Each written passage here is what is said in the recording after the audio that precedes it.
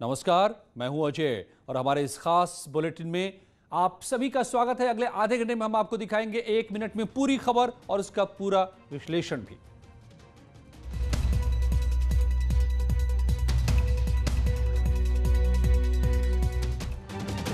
प्रधानमंत्री नरेंद्र मोदी ने कहा कि खेती से जुड़े बिल किसानों के हित में है, लेकिन जो कई दशकों तक सत्ता में रहे वो लोग किसानों को बहकाने की कोशिश कर रहे हैं। एग्रीकल्चर बिलों के बारे में किसानों को झूठ बोला जा रहा है। बिहार के कार्यक्रम में वीडियो कॉन्फ्रेंसिंग से जुड़े प्रधानमंत्री ने कहा कि एनडीए सरकार ने पिछले 6 सालों में किसानों के लिए जितना काम किया उतना किसी और सरकार ने नहीं किया।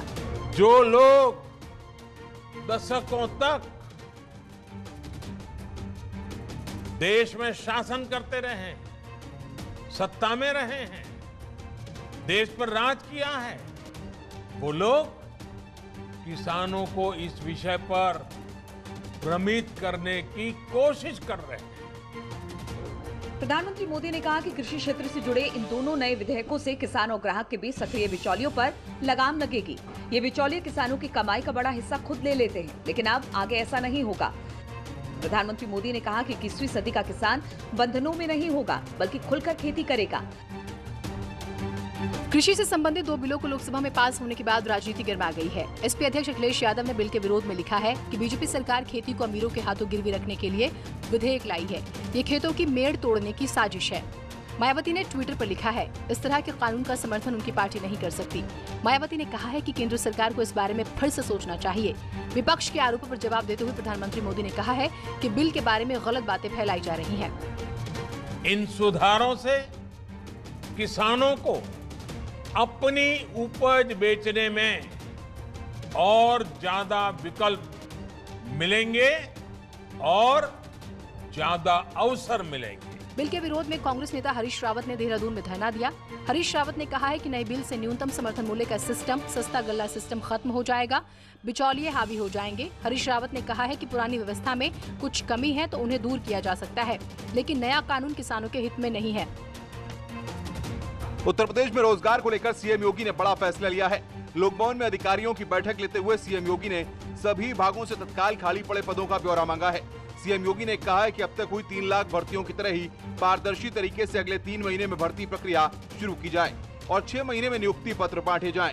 इस संबंध में मुख्यमंत्री योगी आदित्यनाथ जल्द ही सभी आयोगों और भर्ती बोर्डों के प्रमुखों के साथ बैठक करेंगे।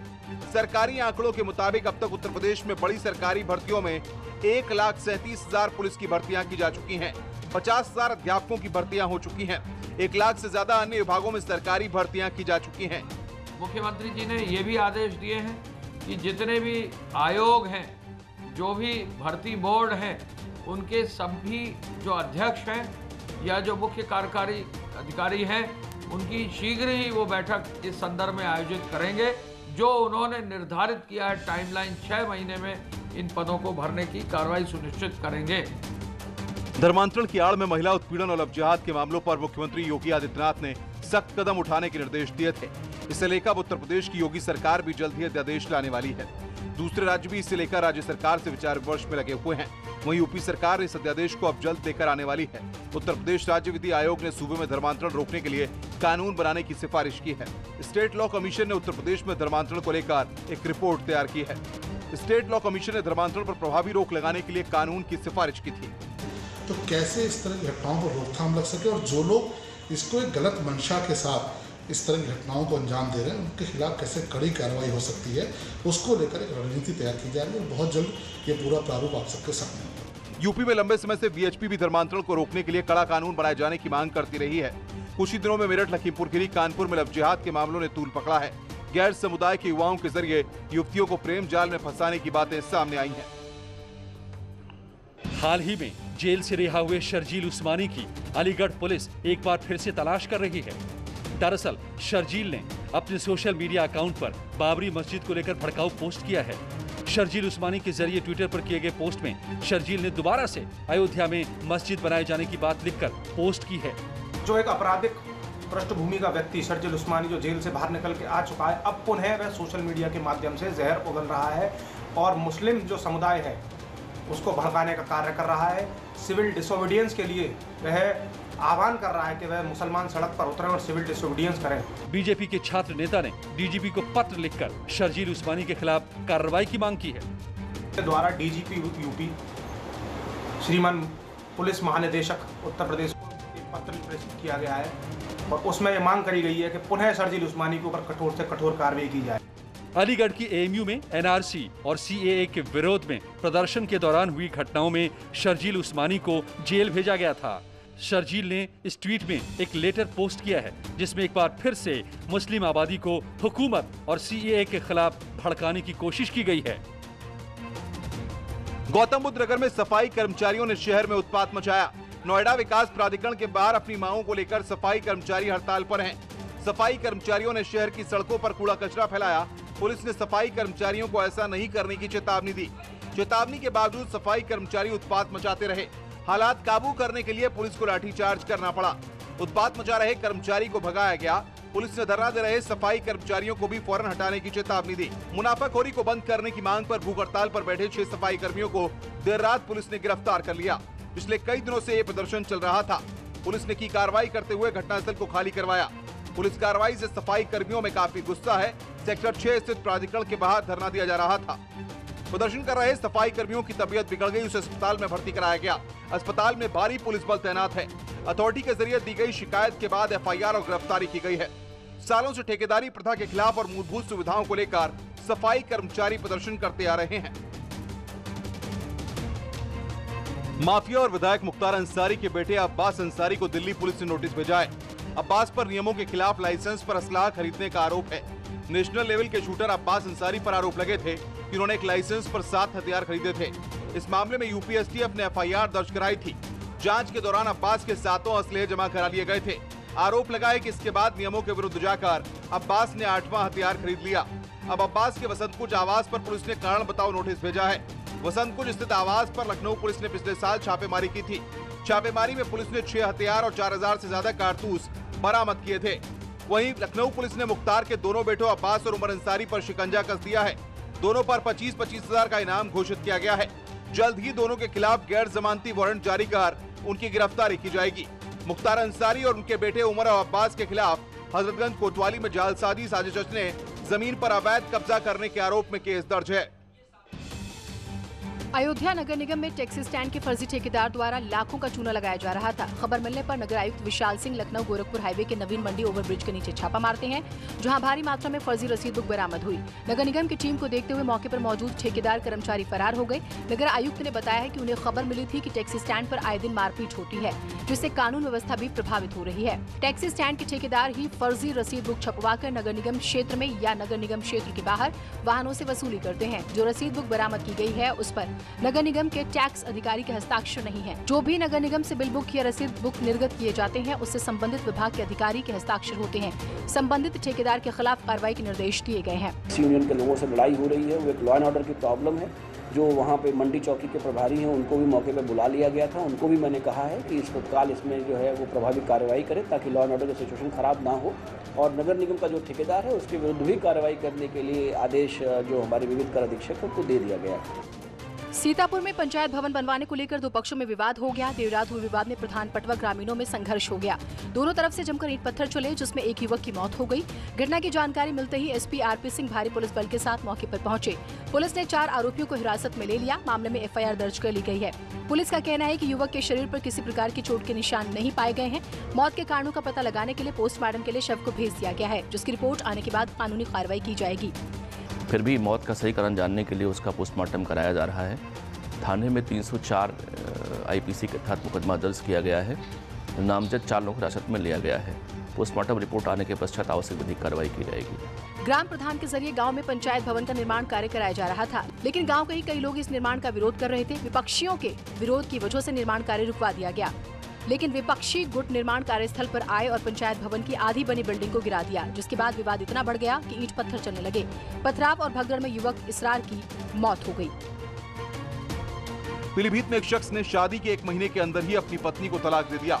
मामला न्यूरिया थाना इलाके का है, जहां लड़की ने आरोप लगाया है कि मोबिन नाम के शख्स ने पहले उससे दोस्ती की और फिर प्यार का नाटक करके शादी की।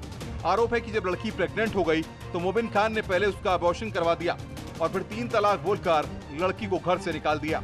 हमसे दहेज की मांग की कि अब हमें 5 लाख रुपया कैश चाहिए, फुल दहेज चाहिए और बाइक चाहिए। फिर हम लड़की की विदा करा के ले जाएंगे। मेरे पापा लगवा गिरस्त हैं, इसलिए हम लोगों ने उनसे कहा कि अभी हम इतना इंतज़ाम नहीं कर पाएंगे, तो उसने इसी बात पे खिसिया करके मुझे 3 तलाक दे दिया। पीड़ित लड़की ने मोबिन खान के खिलाफ थाने में शिकायत की है। इसके बाद पुलिस ने ट्रिपल तलाक की संबंधित धाराओं में मोबिन खान के खिलाफ मुकदमा लिख दिया है। भारत में ट्रिपल तलाक कानूनन अपराध है। नए कानून के तहत ऐसा करने वाले को जेल भी हो सकती है। गोरखपुर के बीआरडी मेडिकल कॉलेज में सफाई कर्मियों ने हंगामा किया। सफाई कर्मी वेतन नहीं मिलने से नाराज हैं। कर्मचारियों ने कहा है कि उन्हें 2 महीने से वेतन नहीं मिला है और वे लगातार काम करते चले आ रहे हैं। सफाई कर्मियों का आरोप है कि उन्हें कई महीने से खाना भी नहीं दिया जा रहा है, जबकि कोविड अस्पताल में काम करने वाले कर्मचारियों को फ्री में खाना देने का नियम है। सफाई कर्मियों का आरोप है कि खाना और वेतन नहीं मिलने से उनके एक साथी की तबीयत खराब हो गई। इसके बाद वो उसे लेकर अस्पताल के बाहर हंगामा करने लगे। बीआरडी मेडिकल कॉलेज में जितने भी सफाई कर्मी हैं वो सभी कॉन्ट्रैक्ट पर काम करते हैं। बीआईएस नाम की कंपनी इन कर्मियों से काम करवाती है। आरोप है कि कंपनी के सुपरवाइजर ने मेडिकल कॉलेज में काम दिलाने के नाम पर उनसे 10-10 हजार रुपए भी लिए, लेकिन बावजूद इसके इन्हें न तो पूरी सुविधाएं मिल रही हैं और न ही काम के बदले रुपए मिल रहे हैं। सफाई कर्मियों के हंगामे की वजह से बीआरडी का साफ सफाई का काम ठप पड़ा हुआ है। हरदोई की पिहानी पुलिस ने भाई की गोली मारकर हत्या करने वाले आरोपी भाई को गिरफ्तार कर लिया है। मामला 9 सितंबर का है, जब पारिवारिक विवाद में भाई ने अपने ही भाई की गोली मारकर हत्या कर दी थी। साथ ही आरोपी ने अपने पिता को भी तलवार से हमला कर जख्मी कर दिया। पुलिस ने आरोपी के पास से हत्या में इस्तेमाल हुआ हथियार भी बरामद कर लिया। जमीन के छोटे से टुकड़े के लिए भाई ने अपने ही भाई का खून कर दिया। खेत के मेड़ को लेकर हुए विवाद में सौतेले भाइयों ने पीट कर अपने बड़े भाई को मार डाला और मृतक के खेत में ही शव को छोड़कर फरार हो गए। पुलिस ने केस दर्ज कर लिया है और हत्यारे भाइयों की तलाश में जुट गई है। बहराइच में एक 50 साल के किसान की कुदाल से हमला करके हत्या कर दी गई। किसान अपने खेत से चारा लेकर जब वापस आ रहा था तभी रास्ते में दबंग ने घटना को अंजाम दिया। पुलिस ने शव को कब्जे में लेकर पोस्टमार्टम के लिए भेज दिया है। अवैध संबंधों को लेकर हत्या की बात सामने आई है। हरदोई में जमीन को लेकर हुए विवाद में युवक की पीट कर हत्या कर दी गई। पुलिस ने हत्या में शामिल 4 लोगों को गिरफ्तार कर लिया है। युवकों के पास से हत्या में इस्तेमाल हुई लाठियां भी बरामद हुई हैं। विवाद में हुए झगड़े में दोनों पक्षों के 13 लोग जख्मी हुए थे।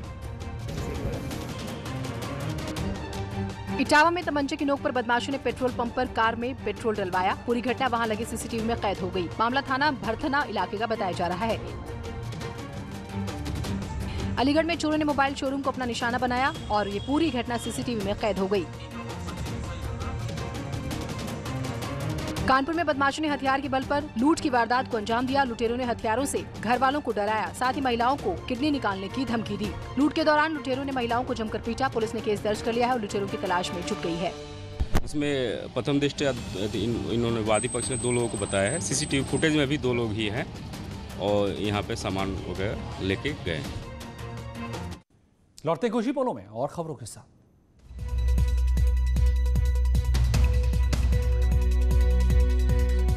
और आइए डालते नजर कुछ और खबरों पर 1 मिनट में। अभिनेता और सांसद रवि किशन इस बार अयोध्या में रामलीला में भरत का किरदार निभाएंगे।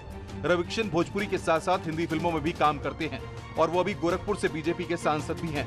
रामलीला में भरत का रोल मिलने से रवि किशन काफी खुश हैं कि वहां अयोध्या में रामलीला अपने प्रभु राम के स्वागत में की जाएगी और मैं स्वयं रूप धारण करूंगा भरत जी का।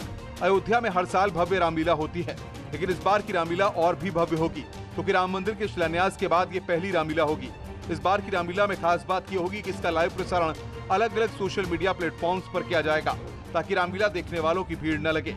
रामलीला के दौरान कोरोना रोकने के नियमों का सख्ती से पालन किया जाएगा। अयोध्या की रामलीला विश्व प्रसिद्ध है।